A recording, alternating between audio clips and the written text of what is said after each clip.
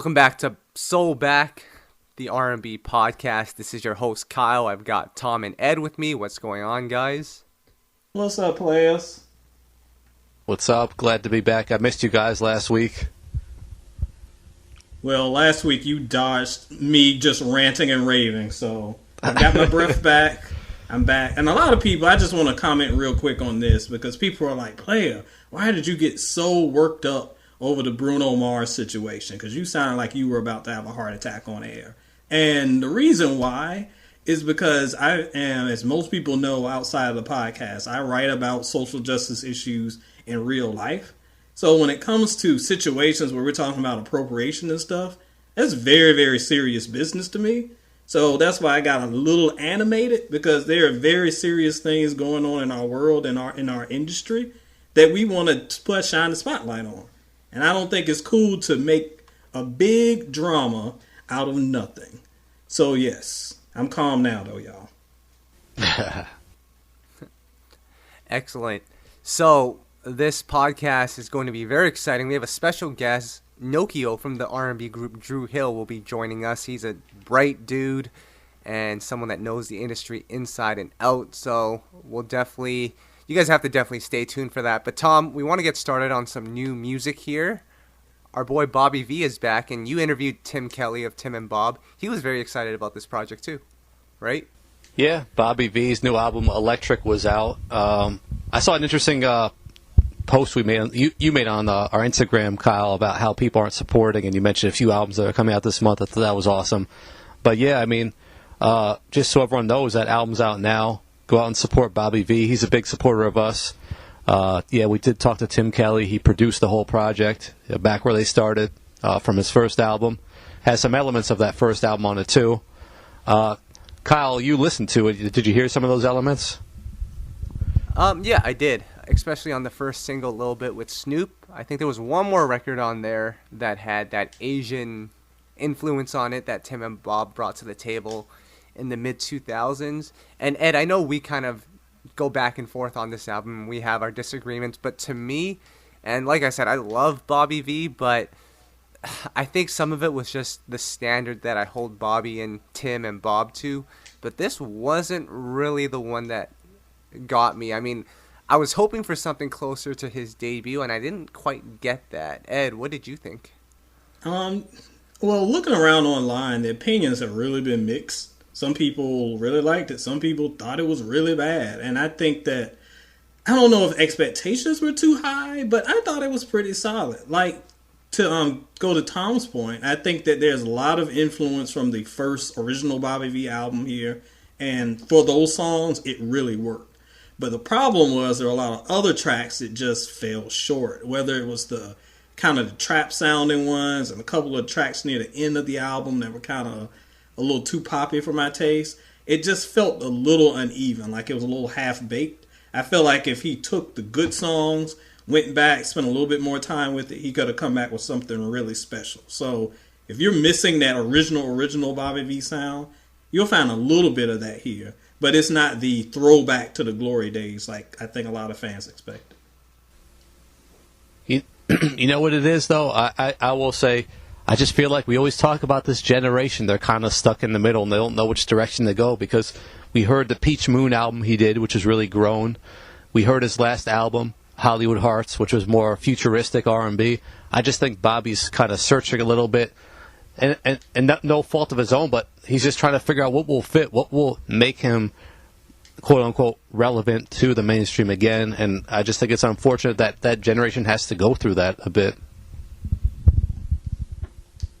That's the problem. And I don't want to call it a problem, but that's kind of the hurdle that R&B is facing right now. It's trying to discover its identity. We had the early 90s, and even the late 80s, where R&B had a distinct sound, whether it was New Jack Swing or going into the more Motown Philly type sound, and then the sound that Jodeci kind of influenced. And then in the later 90s and the 2000s, we had the neo soul movement, the hip hop influence. But I think now we're just we don't know what R&B doesn't know what to do with itself, and that's why we've got the trap songs and the auto tune over explosion. R&B trying to find itself, and fans are kind of confused. So I think that's where some of that kind of indecisiveness comes from. Absolutely. But you know what? We'll see. I mean, shout outs to Tim Kelly. He's signing literally every R&B artist to his label right now. And you know what? I think he's trying to figure it out too on what's going to work on radio and what's, just for the listeners that love that diehard 90s R&B on that urban AC format. So he's trying to figure it out as well. Because I know that Bobby and Snoop's song was charting on urban for a second. So we'll have to see. I'm really excited about what he has coming up as well. Now, an artist that has been charting on urban is Tank, and recently one of the other media outlets, I think it was vulture.com, posted an article saying that When We is Tank's biggest record to date, and they were talking about how it managed to get to number one. And most recently he put out a remix with Trey Songz and Ed, your favorite artist of all time, Ty Dolla $ign. Oh boy, Ty Dolla $ign. Y'all gonna keep holding the door open for Ty, huh? But Tom, I thought it was really interesting. I mean, we've talked about the single and how we feel about it a lot and extensively on our other episodes. But the one thing in that article that really stood out to me was at Tank's tour, he actually was handing out like pamphlets or cards teaching his audience how to stream, because most of his audience is, in that urban AC market and they don't necessarily stream. That's a pretty smart move, right? Yeah, I mean, I really wish we're trying to get Tank on this podcast, and we will someday soon. It's just very interesting because you were at his show last night and you told me about the set list, and man, it is not really what you'd expect from Tank if you grew up on his music, because he went from being that adult, grown R&B singer to now making it a more popular sound. And I hate to use the term settling out, but it's almost like he's really trying to evolve to be more mainstream so that his career will be extended in that way. This is a 40-something-year-old man doing this now, this trap sound. I mean, it's not like a young kid, so he's doing well with it right now. But man, I just can't see this working in the long term, guys. It's gonna be. Oh. It's gonna definitely be interesting. Like I mentioned, I was at his show 2 days ago, and his set list is very different because Tank, Tom, I know you've been to a handful of Tank's tours, and it's always very similar. It's very R&B driven, but the one I went to this time, it was a lot more turn up, I guess. It was a lot more music from his last two albums, and honestly, the only two old Tank songs from pre-2008 were Please Don't Go and Maybe I Deserve. So we didn't get Heartbreaker, we didn't get One Man, we didn't even get Slowly, which those to me are like staples in the Tank discography. They are, but you have to realize he's singing to a different audience right now. And as we've seen that this shift, it has paid dividends. But like Tom says, I'm just not coming. And I'm sure y'all will light up the mentions. Y'all know where to go. E.T. Bowser on Twitter is where you come wish death upon my children. But my point is, I think that this direction, I just don't see it going long term, because the audience that is being built is very fickle and very for the moment. Well, the long-standing day ones who want to hear the slowlies and those who will ride with him, maybe the mentality is they aren't going anywhere and I can go back to them later. But I don't want you to take your core audience for granted, player. Yeah, I mean, it's interesting because when we interviewed him last year, he talked about how one night he was opening for Ty Dolla $ign or something, and the next night he was opening for Earth, Wind, and Fire or something like that. Man, he's not going to get those Earth, Wind, and Fire looks anymore at this rate, because that's kind of the position he's putting himself in. And if there's not another hit trap single like this coming down the pike, which he's only released one single from this album so far, really, or had success with, how is he going to sustain this movement, especially as he gets towards 50 years old? I mean, I just don't know. Yeah, but you know what? We'll have Tank on this podcast very, very, very soon. We're actually working with his publicist on it as we speak, so we'll let Tank speak on it, because obviously Tank, we've met him a handful of times. He's a good dude. Kyle, I heard that Ed will be sitting that one out and we'll have Barry Bars in his place for that episode. Ed, you going to join us for that one?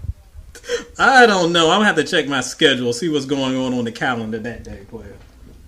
That's messed up, man. All right. That is. Tank is the R&B general. You got to be there for that. Now, this will be very exciting. Ro James is back with a new single produced by Salaam Remi, and they brought Biggie back. For his you birthday. know, this one speaks to my heart. Yes, this one, well, wasn't his birthday. It was the his D-Day. anniversary of his untimely passing. But Ro had kind of set some things out, and I think he even said on Twitter that he had been going through some personal things that he would expound on later, but he wanted to take the opportunity to debut this new track. And I love it. I think that Ro is one of those artists who really is going to help push R&B forward in the next couple of years and be the ones to kind of evolve the genre in a positive way that's not just riding on trends. And I really, really like this joint.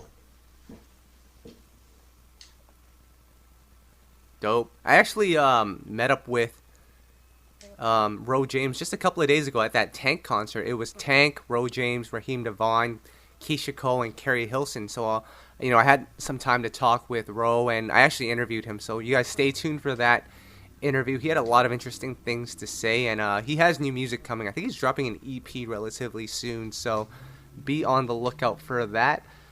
Exciting news for you all. Tom, we got a chance to interview the legend Snoop Doggy Dogg. We did. That was a pretty exciting moment for us. It was a conference call, or a press conference, actually, he had for his new album, Bible of Love, which is a gospel album, and we were invited, and it was a cool moment. It was a little intense. When it comes to press conferences, you really got to fight your way to get your question in because there's so many people involved, but we both got to ask a good question, and it was a cool experience. What do you think, Kyle? Yeah, it was really, really cool, and Ed, I kind of wish you were a part of that conference, and maybe in hindsight we should have invited you because you actually listened to the album, right? I did. I listened to the album. I did not get a chance to review it because, good Lord, that thing is like 4 hours long. Man, y'all in these long albums, y'all got to chill. You're killing the reviewer here. But I really like the album, and of course my comments on it caused quite the controversy on social media because, that's why y'all keep me around. But there were a lot of people in the gospel community who were not cool with this album because, oh no, Snoop's a rapper who smokes weed. He can't dare do gospel. Well, listen, players, y'all know my rule. I don't allow you, if you have not heard an album, I feel like you should not have an opinion on it. And people who have heard the album can speak on it. I've heard all 32 tracks. Snoop Dogg, for the most part, really doesn't have much of a presence. He takes a back seat. And it's the Marvin Sapps and the Patti LaBelle's and the Clark sisters and all these legends and Charlie Wilson who kind of step forward and lead the way. Snoop will drop a verse every, 6 tracks or so, or maybe introduce the artist, but he's more of a master of ceremonies than Snoop album per se. So it's really kind of a compilation of gospel greats performing, like the old BET Celebration of Gospels. That's kind of what this feels like.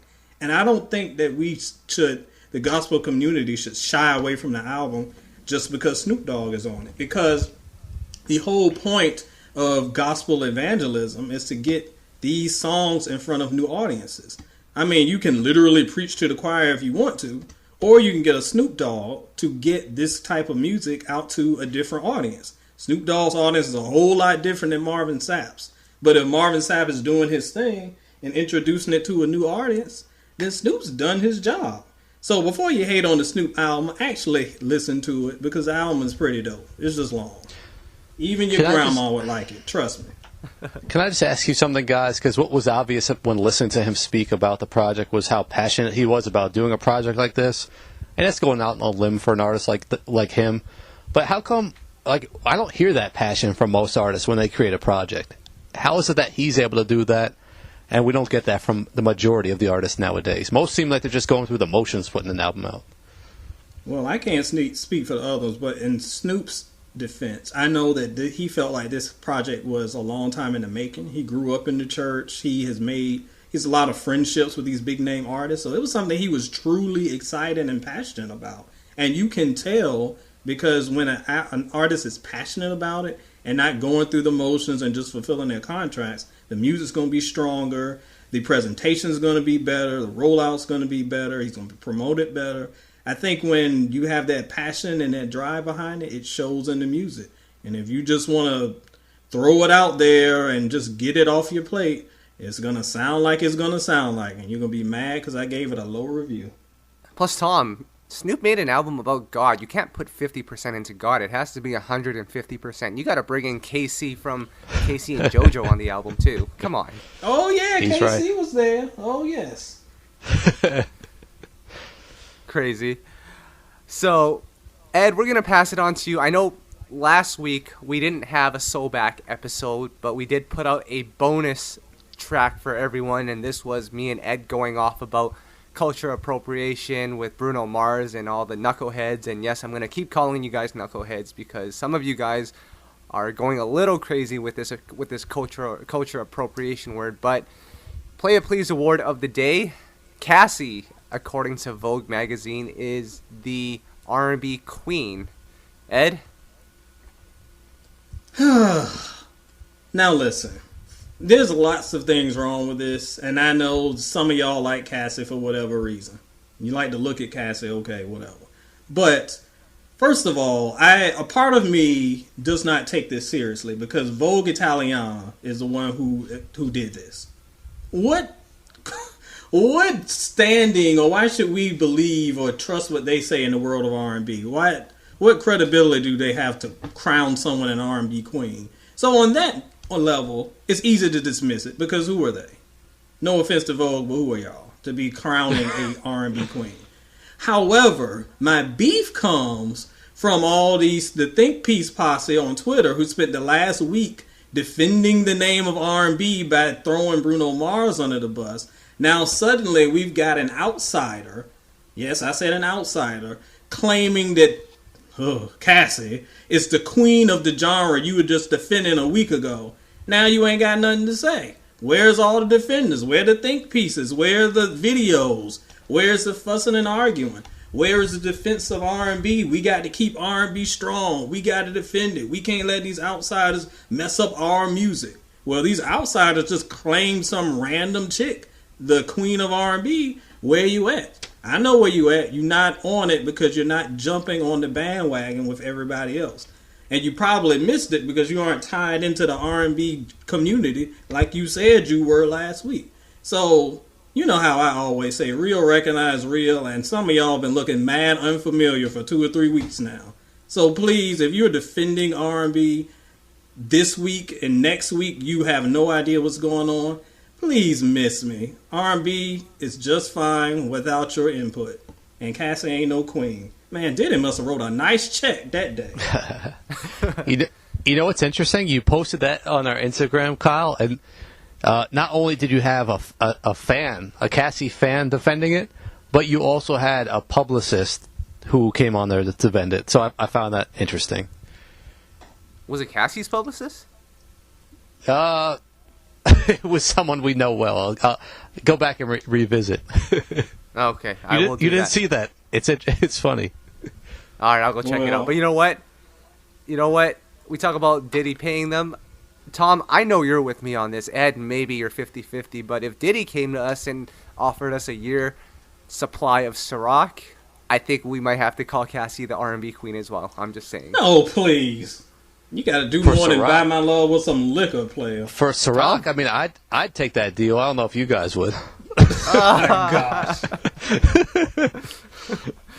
Damn. All right, so we got to behave because every week we're going to bring in a special guest, someone who's brought soul back, someone who's made contributions to the genre. Tom, who's our special guest today? Man, we have the real honor of having Nokio from Dru Hill with us. Really a member of one of the best groups of the 90s R&B groups, one of our favorites. Has done so much in the industry, even with his production outside of the group. And just really fortunate to have him to join us here to talk about R&B music, because I know he's really been involved in the genre over the past couple of decades. So pleased to have Nokio with us today. What up?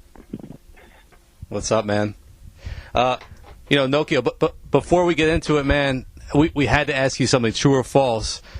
You were involved in this Maya song called If You Died, I Wouldn't Cry 'Cause You Never Loved Me Anyway. Is that true or false? That's true. I wrote that. Man, that has to be the saddest title I've ever heard of a song. I mean, where did that come from? I wrote it with, actually, along with Raphael Brown, who was one of the writers on In My Bed. And I don't know, man. I was young when I wrote that song, man. So, it was kind of like, I think, one of those, like, if you're young and, like, you having a fit or whatever, and, like, all your emotions just come out, and not all of it might really make sense. And you might not even mean everything that you're saying right then, but that's just how it came out. That's cool. Man, when I heard that, I was like, damn, that Maya must be going through some things. But, I mean, with your debut, Tom, I'm going to pass it over to you because we always have this discussion, Nokio, that April Showers and All Alone, that is the greatest 1-2 punch of all time. Oh, wow. Wow. Oh, man, appreciate that. I mean, yeah, we really just wanted to brag on your debut album, Dru Hill's debut album, man. That was, like, front to back, I mean, classic album, one you could just listen through. There's so many good choices for singles on this album. Like, we always rant about April Showers and how that would have been a great choice for a single, but man, we all just love this album. I guess just talk about what you remember most about creating this classic. Oh man, I mean, there's so many things, just the process of writing the songs before we even, had a deal. Like, a lot of that stuff started out in the hallways of school, or, sitting on my mom's steps, or, in the room with the equipment, for real. It was kind of like, actually, I want to say that maybe like All Alone was one of the first records that the production company that we were signed to at the time heard, that really, I guess, made them see that, our problem that we had at the time was that our voices were really mature, and we were writing all this, kind of like mature stuff, but, we look like kids. So, those songs kind of just helped bridge the gap and really ramped up the attention, like All Alone, April Showers, So Special. Those were like the first records that came from, us internally, that really just opened up the door for us to, have a chance to even have songs on our, debut album, or, be able to go in the studio and really start learning, production and how to record and stuff like that. Dope. Now, Nokio, we have Ed from Soul in Stereo on here, and he is actually Keith Sweat's #1 fan, and we always give him an opportunity to ask a Keith Sweat question. And, of course, Keith worked on this album. So, Ed, what's your question for Nokio? Well, yeah, my man Keith worked on that album that we were talking about a little bit earlier, one of my all-time favorites, Dru's debut. But not only that, beyond that, Dru has worked pretty closely with Keith throughout the years. They had the reality show. I think you guys did a track with him maybe a couple of years ago that was on Keith's album. Talk a little bit about his influence on your career. Well, I mean, I had to say, like, before, I had a deal and anything, and it was funny because I was just listening last night to "I'll Give All My Love to You." And, I thought about the video, and it's like I went and tried to find the coat. I tried to have my hair like Keith Sweat. I was a Keith Sweat fan. So to be able to work with him,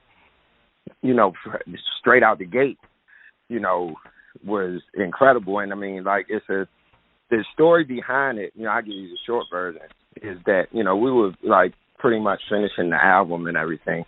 And we got these 2 songs from Keith, which, ended up being the Love Train remake, Confunction, yep, and Share My World. So we got to the studio, and Keith wasn't at the studio yet. His music director was there, and one of his co-producers. So we were sitting there, and they played the records, and we were like, man, we don't want to sing these songs. Do we get something else to choose from? Like, y'all just telling us we got to sing these songs? So, the guy that was there, Grip, he, pretty much expressed to us, like, well, I mean, it don't matter what y'all do either way. Like, so then Keith finally got there.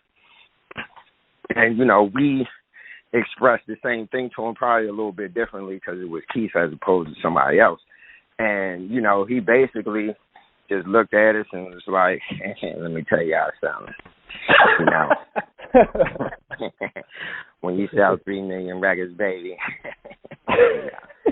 you can decide what you're going to sing or not. But right now, we're going to sing these records. So, you know, it was like, what you going to do? I mean, there was a whole bunch of other stuff that had moments like cussing and all that right now. So, but, you know, we went in, we did, one of the groups that he had at the time has done the backgrounds on Shit in My World. And we had this, you know, like we didn't have, like we had that night to do the session. So, you know, Keith was like, look, man, forget all that. Like, if y'all can sing it on stage and we ain't singing the backgrounds, just get in there and sing the lead. So Sisqo went in there and sang the lead. Then we got the Love Train, and me and Jazz went in the booth and, you know, started doing all the, you know, the background part. And, you know, once we started doing that, it got a little bit more fun. And then, you know, it was like, all right, man, we do like this song for real. Like, before he even played it, just like something that we listened to. So, you know, from there, you know, it was a while before we actually got to work together again. But Keith was always, you know, just in the background. And, you know, when we decided to go back out on the road in 2008, he was the first person that we went on the road with. So, you know, and that kind of like birthed the reality show and, you know, being on his radio show, like you said, recording the song with him a couple years ago on his album. And, you know, now it's just like, that's Uncle Keith, you know, anytime we near or, you know, here around, you know, Baltimore, Maryland or whatever, it's like, hey, that's what he was doing on, come on, sing, you know, understand? So, you know, it was like, you don't get a lot of people that you build genuine relationships that last in this business. You know, it's kind of like very few and far in between. But, you know, Keith has definitely, you know, been one of the people in the business that's, you know, supported us the whole time. Man, that story cool, was worth it just for the Keith impersonation, because that was perfect. Now, Nokio, something we always think about when we think about 90s R&B is the soundtracks and really how impactful they were and what special projects they were. And I know you guys, Dru Hill, had some really special inclusions on soundtracks like We're Not Making Love No More for Soul Food and How Deep Is Your Love for Rush Hour. I mean, just tell us, like, what did it mean to have a part on those type of soundtracks and what it did for your guys' career? Oh, man. Well, you know, starting out, I want to say our first soundtrack was the How to Be a Player soundtrack with when we did Big Bad Mama with Foxy Brown. And I mean, yeah, I remember that. You know, just for us, you know, being able to work with Foxy, being able to work with Def Jam, being able to work with Misa Hilton, who, you know, styled us, you know, we were still fresh in the game. So it was like, oh, man, like, hold up. Like, we really making it. Like, I think we were in Florida, and Chris Lottie, rest in peace, you know, called, and, you know, it was like, look, we want you to do the song. And, you know, we went to the studio, and the rest is history. From there, of course, we did Soul Food. Well, no, we did Eddie. We did Eddie before that. That was the first one. That's where Tell Me came from. Where we went and they played us Tell Me, and Dave Hollister was singing it. And they told us, look, if you sing the song back, the hook, in like 15 minutes, when we come back, if you sing the hook, then you have a song out in 30 days. Now, you know, of course, it sounded like something out of a movie, so we like, yeah, right. But sure enough, we were in the Hit Factory in New York, and it came back in, we sang the hook, and 30 days later, you know, the Eddie soundtrack was out.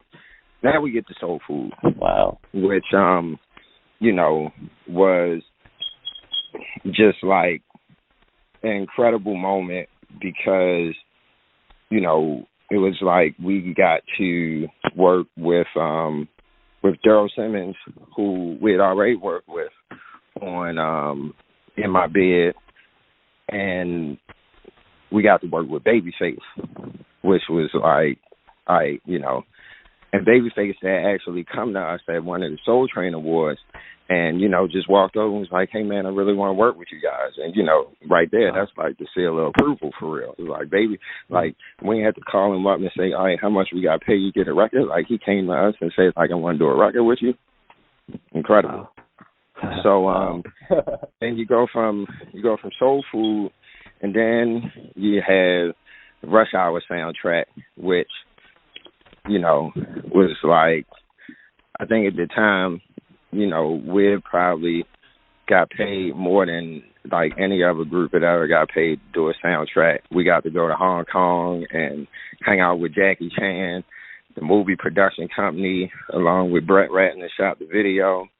And, it was personally, like my first #1 record as a writer and producer, along with Sisqo and Warren Campbell and my man Dutch. So, like we were really just fortunate that, not only were we able to be a part of soundtracks for a lot of big movies, but, we were able to use those things to kind of just like shift the tide in our career and, give us a little bit more exposure along with, what we were already doing with the albums. And then I want to say, because I feel like I'm forgetting something. Oh, I ended up doing the remix to Beauty, and then that was on the Best Man soundtrack. Yep. And then I did 2 songs. One, I got nominated for a Grammy. So I said, did Nana Be Like with Foxy Brown, and I did one of Rough End's first songs, along with Scola, who would later on be in the group. Please Don't Forget About Me for the Blue Streak soundtrack. I remember. Hold up, then I had a song on the In Too Deep soundtrack too with R. Kelly and Jasmine, the track masters did. So I forget about stuff, man. I ain't gonna lie. I probably, like, if you ask me like every record that was ever done, I'm definitely gonna forget something. Man, I'm looking at this Rush Hour soundtrack. You had How Deep Is Your Love? You had Faded Pictures by Case and Joe, and you had Can I Get It with Jay-Z and Ja. That's 3 smash records on one soundtrack. That's unheard of. I mean, it was, like, I remember I had gone up, like, I was pretty cool with, the Def Jam staff at the time. I used to hang out at the office, and I just happened to go this one particular time, and Leor was actually, he was on the phone with Brett Ratner and the head of New Line. And it was just like, hey, Nokio just walked in my office. And we were just finishing up Enter the Dru.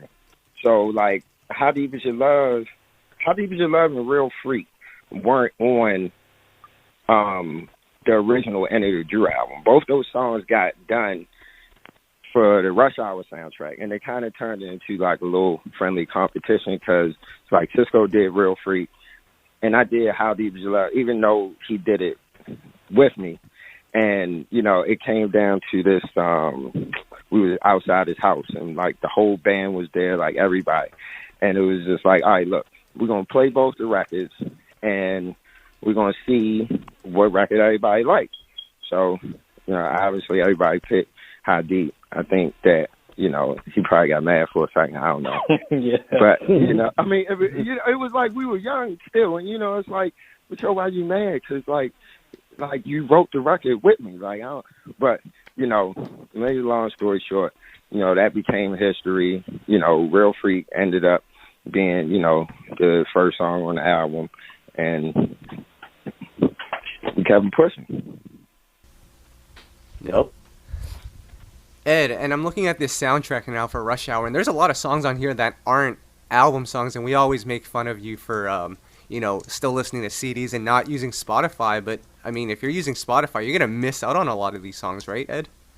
See, I keep trying to tell them, Nokio, they don't feel me. I am okay with streaming, but I'm still that brother that cops that physical album because I'm not going to be a slave to Spotify. If I want to hear some Ja song from the Rush Hour soundtrack, I'm going to pull out my CD and we good to go. I ain't got to worry about the label politics, so my soundtracks are good to go. Y'all got to stop sleeping on these physical albums. I mean, I'm one of those. I'm one of those people that's like, I feel like what you put out is what you get back. So, it's like I got all my streaming subscriptions, but, I definitely will not only buy the album, on iTunes or, wherever else, but I'll go buy the physical album too if it's something that I really love. And if I love it that much and they got the vinyl, I'm going to go get that too.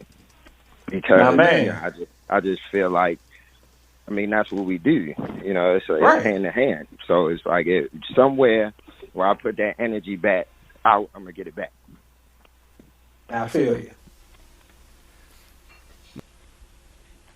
Now, as we were preparing for this episode of the SoulBack podcast, I came across a very interesting comment, and I don't think I necessarily agree with it, but someone did say that when Sisqo went solo, that sort of created a shift in the industry in terms of groups being a thing, because once Sisqo found success, I think labels started pushing more towards solo acts. Do you agree with that, Nokio?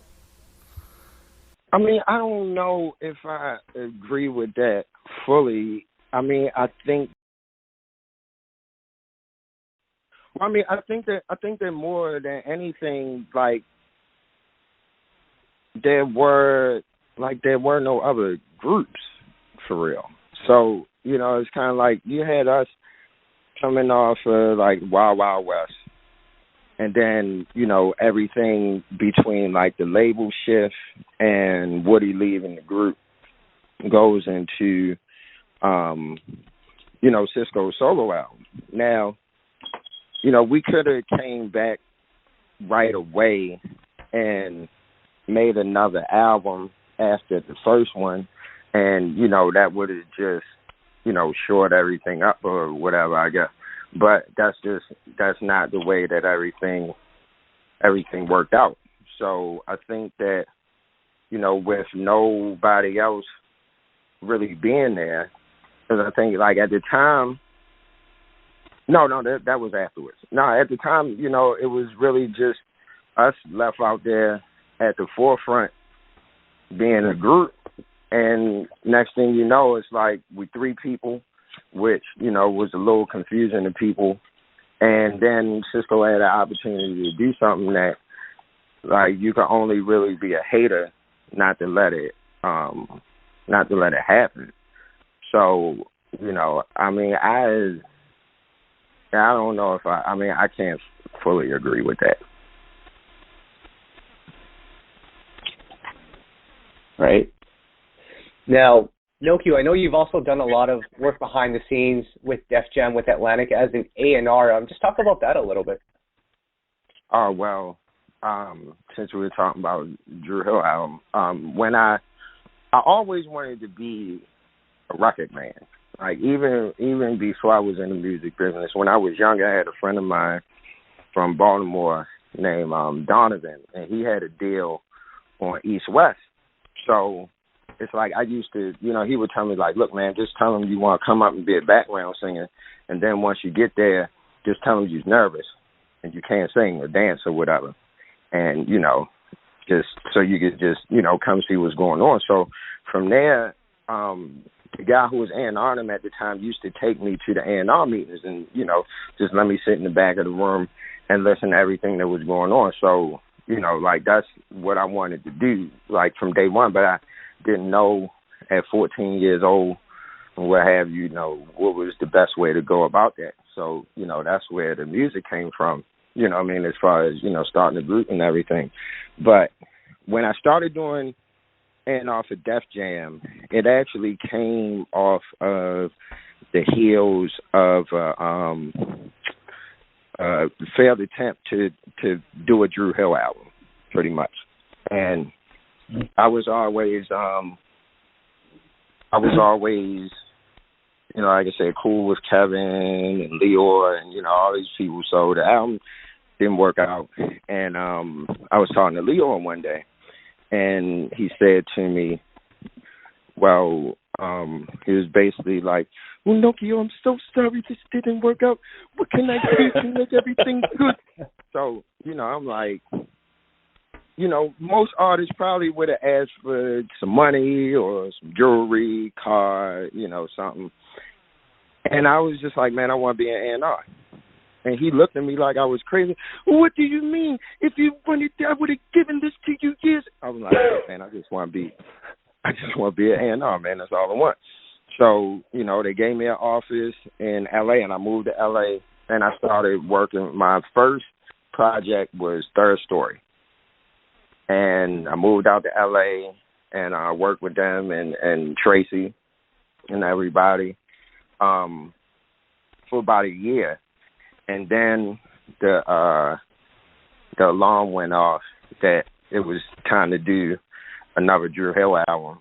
You know what I mean? The whole time was kind of like weird because I kind of just had to like leave what I was doing and go back and do a Dru Hill album. And then on top of that, it was like, you know, I had like Tina Davis as my boss, as an A&R, but then we flipped right back to me like being an artist, and that it was all just it was a great learning experience, but it was definitely weird. You know, like my buddies like to call him, my boy says like, man, you got to go behind the fourth wall, and most artists don't get to do that for real. So, you know, from that point forward, it definitely changed my perspective as an artist overall, because it was stuff that I understood after that was happening, that before, you know, I'll just be, you know, I'm happy to be here, da-da-da. And then you get to see what happens for real. It's like, hold up, man. Like, this business is crazy for real. Like, you really mean it? So, you know, I just decided from that point forward that I was just going to gain as much knowledge as I could about the business and not have to be pigeonholed by anything. After that, I went to, we did the Dru Hill album and everything. We did, I think that was Independence Day. And I went home for a couple of years, had a son, and then Tina Davis, she found Chris Brown. So she had asked me to hang out with Chris, you know, just like kind of be a mentor, you know. So it was like cool. So, you know, Chris like coming over the house, we like hanging out, you know, stuff like that. So he's like, look, man, I want to take you to this Trey Songz video shoot before I gotta leave. So we jump in the car, we go to the video shoot, and I see Troy Taylor. Now I known Troy, we tried to work together on Enter the Dru, but it didn't work out. So, you know, I saw Troy, and it was like, oh, man, you know, he was like, man, where you been? I was like, man, I've been in the house, man, you know, business crazy right now. I don't really feel like being bothered with nothing or nobody. And, you know, he was just like, man, you got to come out the house. So, you know, I met Trey, I met Delonte, a few other people, and then maybe like a week or two later, I got a phone call, like, hey, we had a conversation with Kevin, and, you know, we had a choice on who we wanted to A&R the album, and we want you to come A&R the album. So I'm like, man, all right, cool. So, you know, that was another time I had to, like, pick up, go to Atlanta.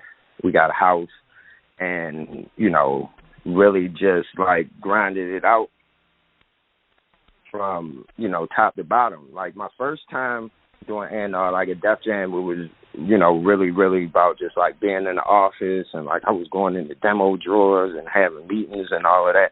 When I went to Atlantic, it was, you know, really solely about that Trey Songz project. So, you know, we did everything that we could to, you know, take what he already had and, you know, where he was going, coming off a Gotta Leave, and just, you know, bringing them into, you know, a little bit more mature audience without making them, you know, old.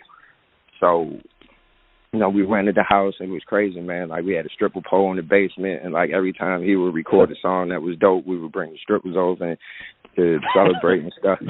And, you know, I actually got a chance to work with Static from Player. He came in and Static is like, you know, not one, rest in peace, man. Static, I gotta say, is like one of the dopest songwriters that, like, I ever got a chance to see write ever.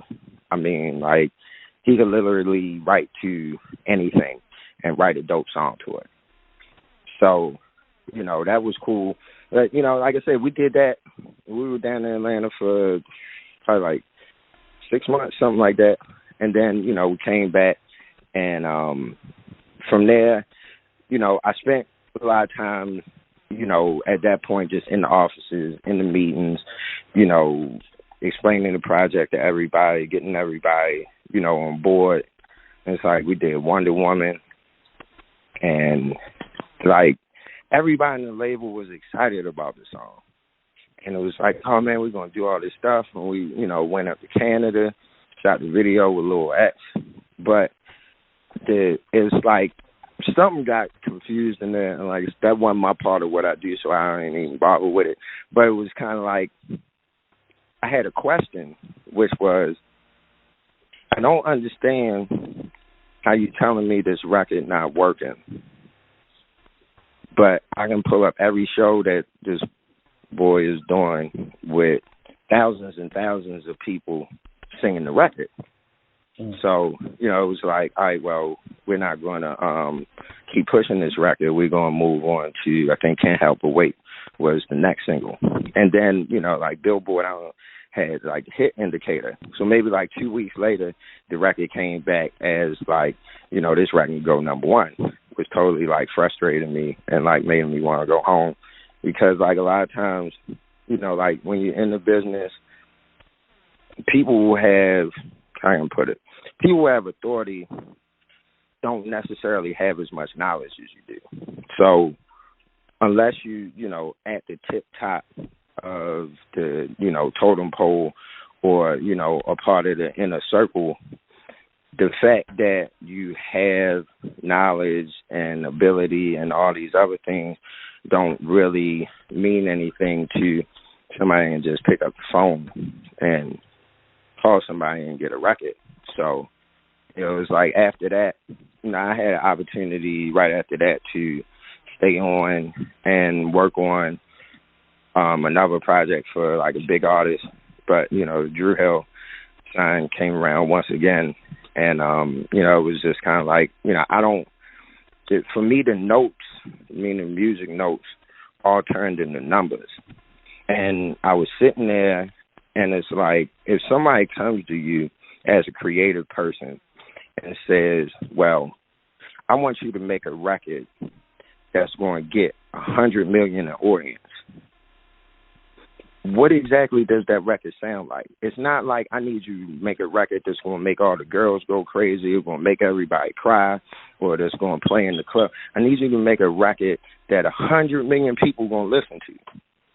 And it's like, I didn't want my creativity to die. I felt like I still had too many years left to be creative and, you know, make new things and push forward. So it was like, I can't be locked in these four walls for real. You know, it's interesting to hear you talk about Trey Songz. We actually talk about him as one of the last solo R&B acts to make it big, because a lot of the artists who came out in the mid-2000s are struggling now to, you know, maintain that relevancy. But we wanted to get your take.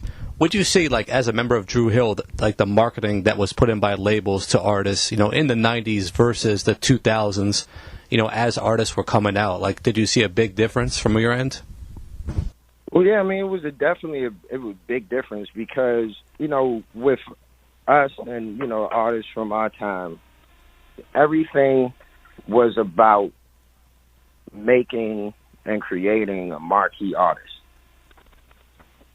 And, you know, whether it was the A&R, you know, along with the music being part of the development of your look or whatever, or the stylist coming in, or media training, or, you know, whatever it was, everything was covered to make sure that you had the foundation to be here.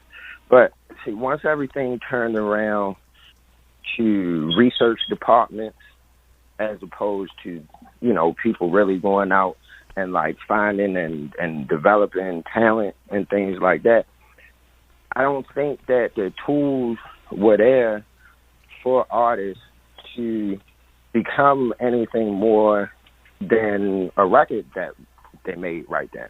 You know, it was like nothing, you know, radio went from, okay, here's the record that we want to push, now we're going to give it to y'all, and you go push it at radio, to the radio department coming to you saying, well, out of all these records, I think this the only one that I'm going to be able to, you know, make happen. And none of that had to do with necessarily going in the radio station and potentially getting thrown out like our radio reps did, fighting for us to get records played. It's like, if I can't do it on the phone, then, you know, it's not going to happen. You know, you got a bunch of artists that nobody felt like it was important to teach them how to perform. So if you can have the greatest record in the world, I mean, if it sounds like nails against the chalkboard when you go perform it, it don't make no difference. It's like, I'm not going to listen to that past that. So, you know, I just think that, you know, being able to see what happened with Trey and then see all of these other artists, like, artist development just went out the window, and it just turned into a thing of, you got a hit record, you know, and especially if you got a hit record and you got a little momentum going on it on your own, then we'll just throw some money behind it to see if the record could get bigger. But, you know, we're not going to teach you how to do none of the other stuff that's going to have you be in this business. So I hope you just keep making these, you know, hit records, and that can just sustain you, and eventually you learn how to perform or something. Mm-hmm. Now, Ed, I know last week you were kind of going crazy on Instagram and Twitter because of the whole Bruno Mars situation, but Ed, I'll ask you first, and then Nokio, you can chime in, but what do you think it would have been like if Dru Hill came out in today's social media era? And, you know, you guys were heavily influenced by Jodeci, but Ed, what do you think would have been the outcome of that? As I was saying during the Bruno Mars mess a couple of weeks ago, I just feel like that social media is quick to react and not quick enough to think about how music has developed. Because I was around when Dru hit, and when Dru hit, a lot of artists and a lot of fans were saying, you know, oh, this is the second coming of Jodeci. Nobody was saying they were jacking Jodeci's style or stealing from Jodeci. They were like, oh, here's the progression of that sound. And I feel like in 2018, we're so quick to react and not really think back on music's history. So, unfortunately, if that happened in this era, yeah, we see a whole lot of fans battling it out on Twitter about who did what and who was influenced by whom and who is stealing from whoever's culture. But I would like to get Nokio's thoughts on it. How do you think fans would react in 2018 to the progression from the Jodeci era to the Dru Hill era? I mean, honestly, man, I think that the internet, somewhere in the back of somebody's mind, was created for people who would never say anything that they say online in anybody's face. Real talk. So, you know, like, it's so much of that right now, and it has been for a while, that it's like, I don't even know if people really have arguments or complaints about stuff, or if they just have something to say because a bunch of people can say it. Like, I don't, you know, like, I feel like, you know, I feel like what happened back then would just be personified because more people are able to see what's going on. You know, like when people were talking about us when we first came out, that was like a conversation that you had amongst people that you were around. It wasn't, you know, and we were just like getting like AOL chat room and stuff like that. So, you know, the word and everybody's opinion wasn't able to really snowball, you know, as much. But, you know, because you have that access and everything, you know, I'm sure that, you know, I probably would have been online cussing a couple people out by now, for real. Just not even for what they were saying, because you're entitled to your opinion. All right, that's fine. You feel like I sound like whatever, that's cool. But people just take it too far, and it goes past an opinion to, you know, it's like you don't have people that's going to jump out here and say stuff just so you can argue with them, so they can screenshot it all and be like, look, he was arguing with me. You know, so, Yeah, I mean, okay, everybody has a progression from somebody. Now, if you want to take the Dru Hill part, all right, cool. Yeah, we for us it was like Boys and Men and Jodeci, and we felt like we would be the evolution of that. We thought that, you know, we took a little bit from both of them, and okay, this is what you get from it. When you come into the business, people get to know you by association. Like that, like I don't care what nobody says. There has to be some type of, oh, that reminds me of, or don't that sound like, or whatever else, to get people to initially get into whatever it is that you're doing. You know, it might not be your whole, the whole thing you do as far as music. It might just be a feeling. It might be the way that you look or something. It's something that people are going to compare things to. That's always going to happen. It's not going to stop anytime soon, and that's just what it is. I just think now, because people had the option to make their opinion known over such a widespread area, that people just, you know, people just create stuff. It's like, you know, you take the Bruno Mars thing, and it's like, is he appropriating? Is he black? I mean, like, all right, we got plenty of racial stuff going on, but does everything have to be a black and white issue now?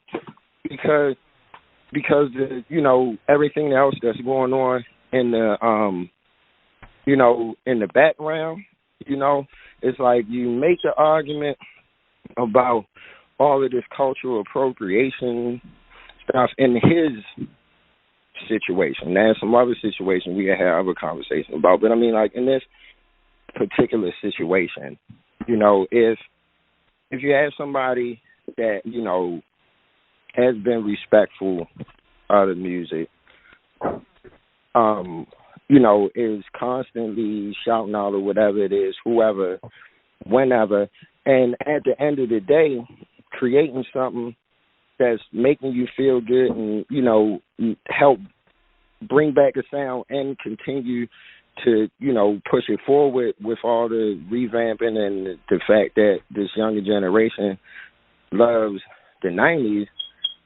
It's like, what is the argument for real? Is the argument about the music, or is it an argument that somebody started online somewhere, like they do all this other stuff, and just decided to take the argument from being about music solely and turn it into a race thing?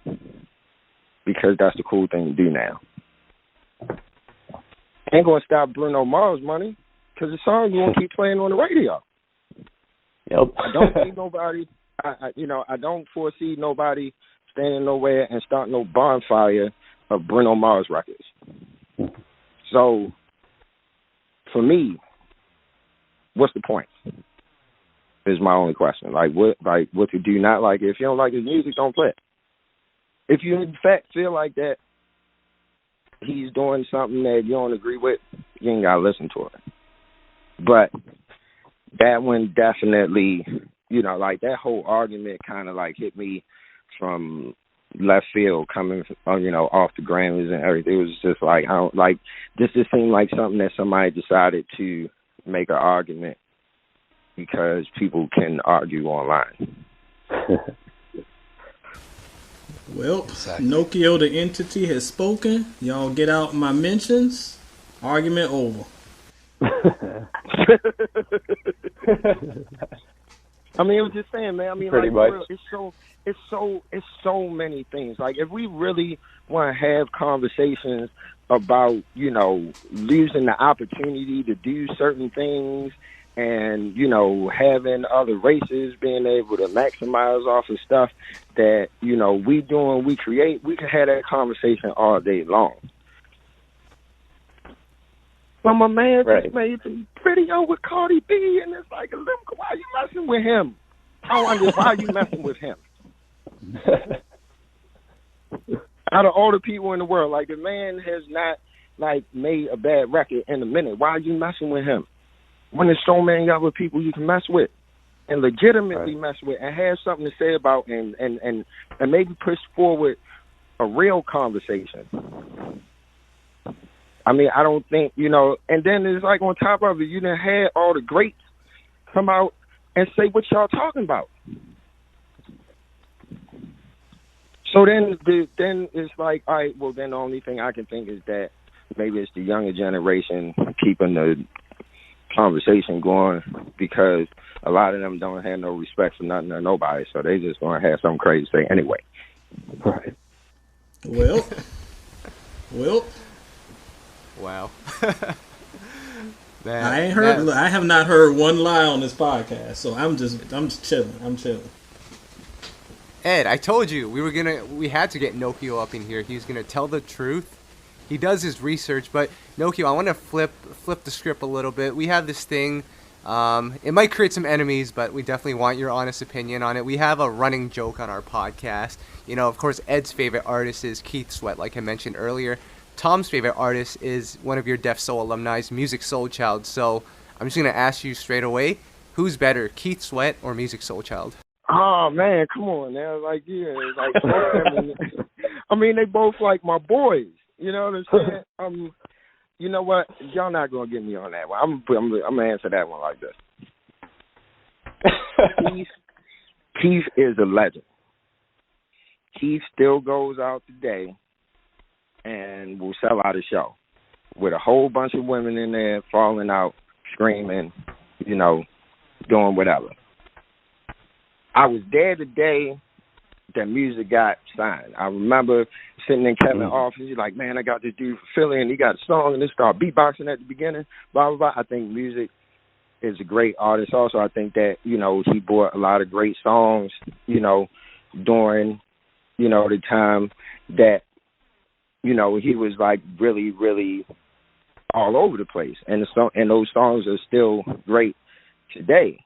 So, you know, I don't think that Musiq has, like, gotten a chance to do all of the things that would get him to the point of being able to, you know, like, really have that conversation and, like, put those two things together, because you're dealing with somebody who went platinum in the 80s, so 4 million records in the 80s, and you're talking about somebody that, you know, hasn't even had that amount of time to do anything that the other artists has done. Now, if we're going to go just on black and white, I'm pretty sure that if you ran the numbers, Keith probably sold more records and probably, you know, has had more number ones and, you know, whatever else. Again, time and, you know, the timing that it came out. Musiq had number one records too. Younger generation probably know who Musiq is before they know who Keith Sweat is. So, you know, depending on who you're talking to, you're gonna get a different answer. So, you know, and then along with that, like, I'm a professional diplomat, so you ain't never gonna get me caught up in answering no question. That's gonna make me sound crazy. Anyway, but you know, I just had to say that I can understand both of you guys' reasons for, you know, the way that you feel. If we, like I said, we had to go by the numbers, Keith will probably come out the winner. But, you know, if you ask somebody in their 20s about a bunch of Keith Sweat records, they're probably not going to have too much of a conversation with you. All right, because I got one more matchup that I want you to answer, but on this Keith Sweat and Musiq Soulchild thing, if you're not going to answer who's better, of these two artists, who was the last artist that you listened to on your iPod, if you can remember? Okay. Who would it have been, Musiq or Keith? I told you I was listening to Keith last night. Exactly. Oh, there you go. So we got our winner. We good. All right, Nokio, one more for you. Two female artists, Faith Evans versus Monica. Ooh, come on, man. Y'all We're ruthless, man. y'all, you know what? See, I'm gonna. You know what? I got to plead the fifth on that one, y'all. I mean, y'all like because y'all. It's like you're not just like naming artists, but like you name people that like I know that like you know I gotta see. You know what I'm saying? And I've never thought about it like that. So you know if if you want to ask me the same question that you just asked me about Musiq and Keith Sweat, then I would say that Faith is the last person that I listened to, that I was listening to as soon as I get home on Monday. But 4 days before that, I was playing Monica. So wow. Oh.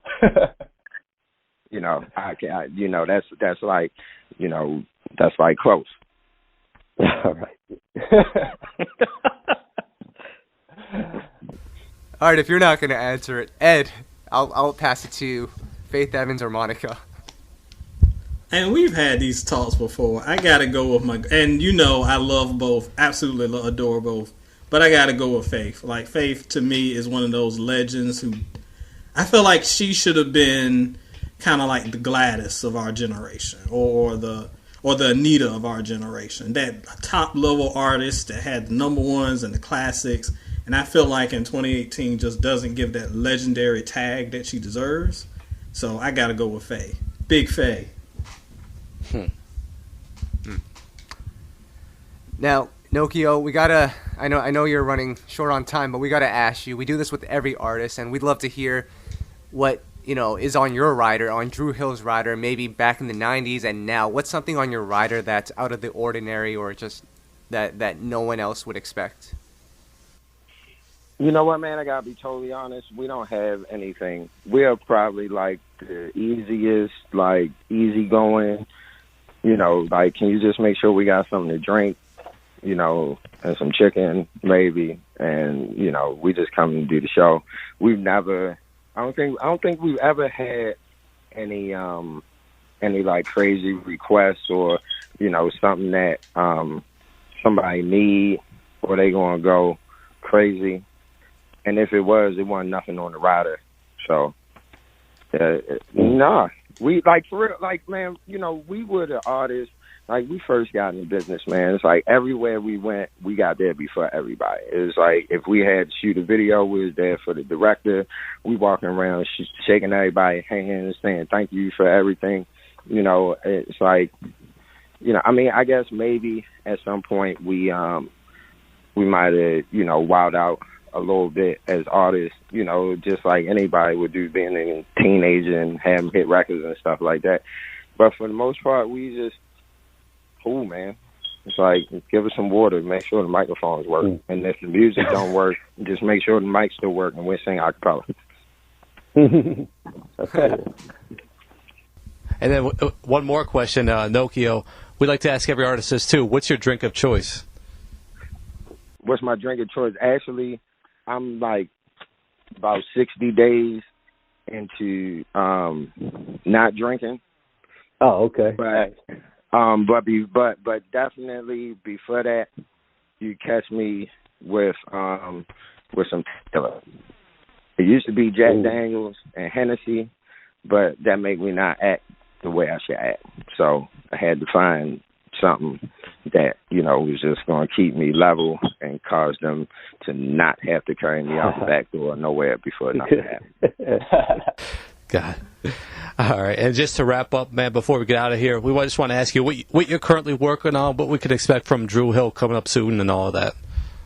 Oh, man. Well, we right after we did our Christmas project, we went right in and started working on songs. So right now we're in it's in the gathering and writing process. We got a few songs that we definitely love. And, we're just looking forward to getting this project out this year. I mean, if you leave it up to me, I would do two. But, I'm not a slave master, so I can't make nobody do nothing. But, we got, you got that, you see us on the road, still working with my rock band. We actually got Black Angel down. We got some new stuff coming. And, other than that, man, it's we started on the book. We got a few other surprises, but honestly, man, right now we're just happy to still be here.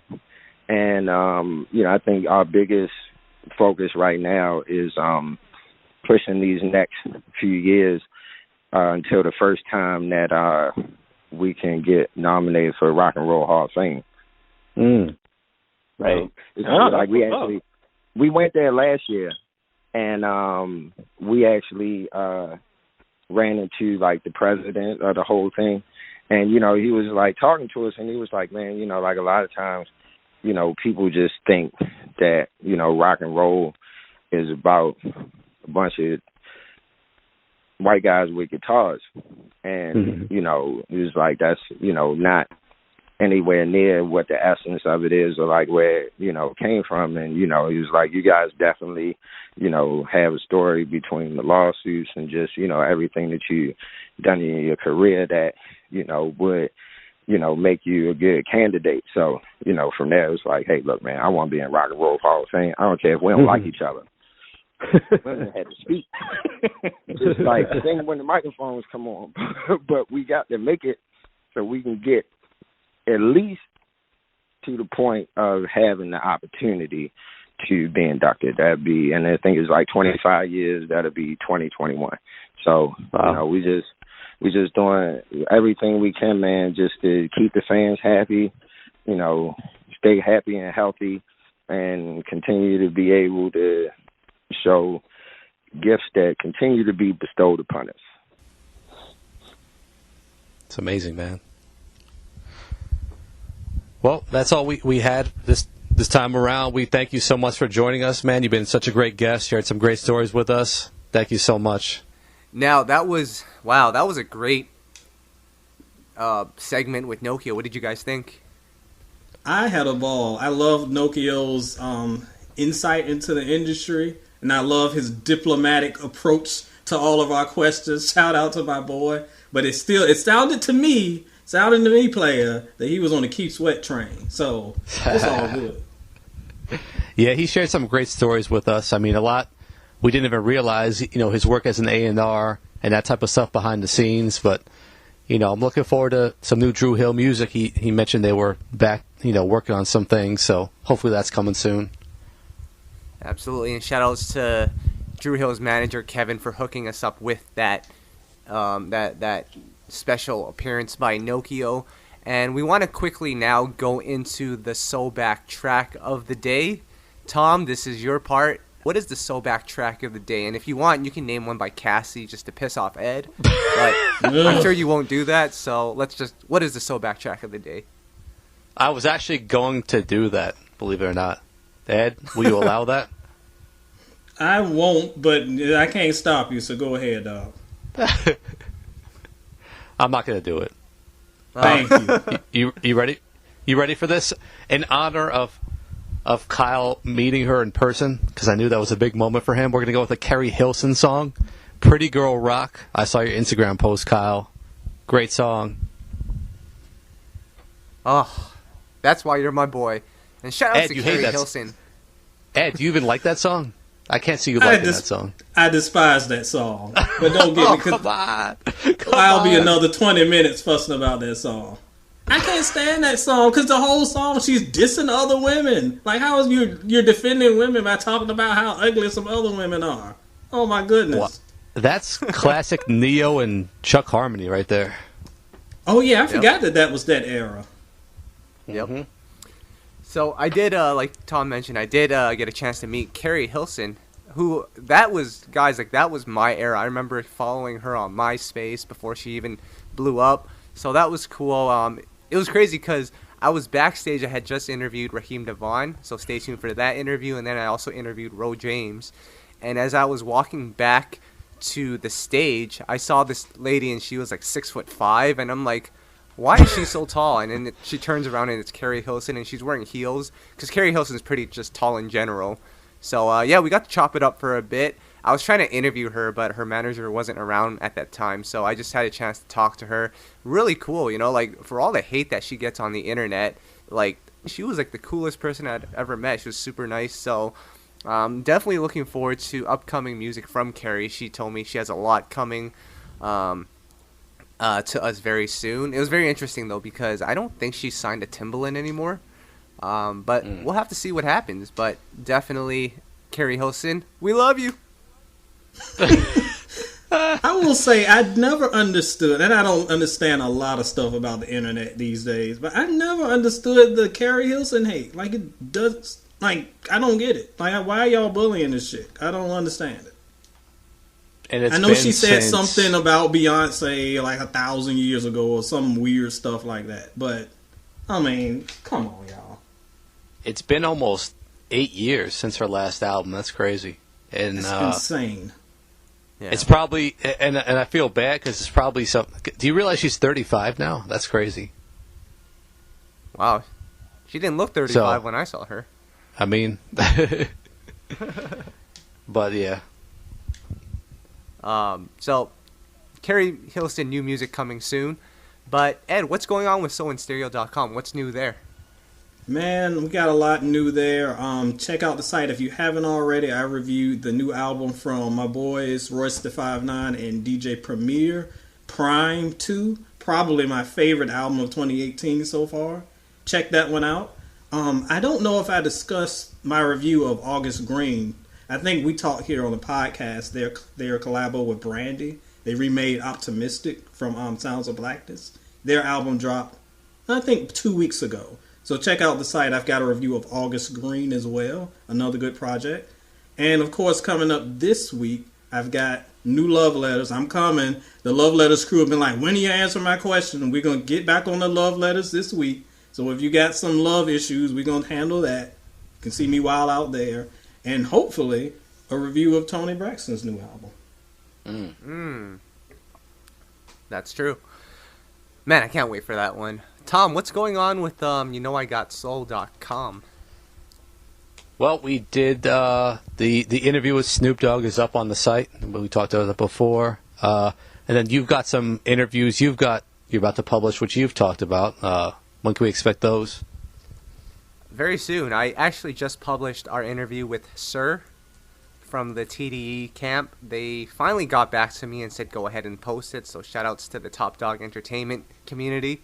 Posted that one, so check it out. A lot of interesting stories. He's behind a lot of songs that came out in the last couple of years, from Glenn Lewis to Jill Scott to Genuine. So stay tuned for. That one's already on the site, so go check that one out.